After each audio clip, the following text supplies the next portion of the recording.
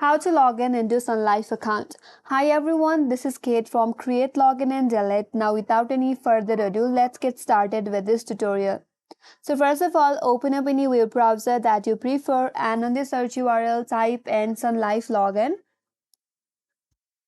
Now once you get to this interface, there you will find the first link as Sun Life Canada.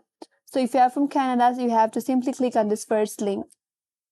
That will take you to the official web page of Sun Life. Now, if you want to change your region in case you don't live in Canada, there is an option as region from the top right corner. Click on it and from this region you can select the country where you live. Here I will just continue with this Sun Life Canada. After that, you will have the sign in button on your interface at the top right corner. All you have to do is click on it.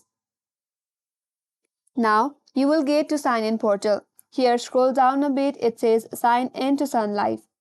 So in the sign in prompt, first of all, you have to enter your email address or your access ID associated with your Sun Life account. So make sure you provide your correct email address or correct access ID. Now, if you'd like to save your account for the next time you log into Sun Life, click on this checkbox that says remember me. If not, you can skip that.